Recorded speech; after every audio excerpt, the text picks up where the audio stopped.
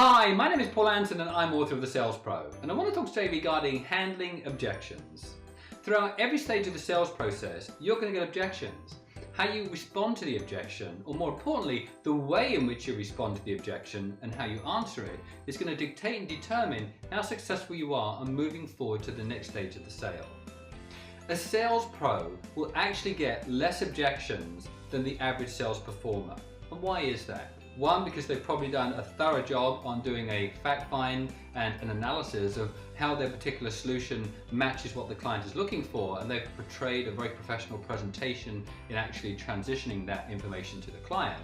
But more importantly, the reason they don't get as many objections, or the client doesn't think about objections that perhaps they have thought about with the average sales performer, is because the sales pro is 100% committed to their belief that what they're presenting is absolutely the right solution for the client that they're actually presenting it to.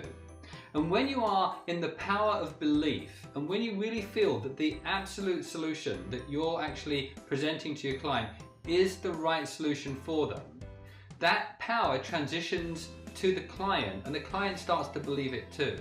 And when the client becomes in a power of belief, when the client actually supports and understands that you are, so they are, then the actual client starts to think differently.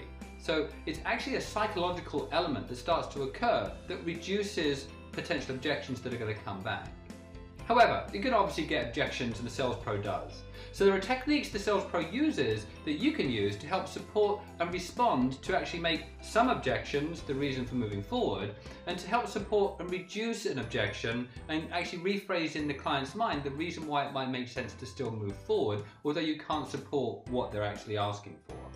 So the first stage is to handle an easy objection. An easy objection will be something that you can do, but the client actually isn't seeing that you can do it. And how you respond to that is to first and foremost acknowledge your understanding of the objection. Isolate it and ask if there's anything else that the client is also concerned about.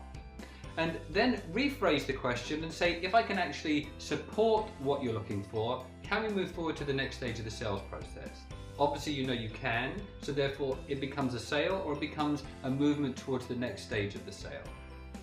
Then you get the difficult objection. The process the sales pro follows for the difficult objection is similar to start off with. It's first and foremost, again, acknowledging and that you have an understanding of what the client is asking, isolating it so that you want to make sure there's nothing else in addition to that that the client is also concerned about.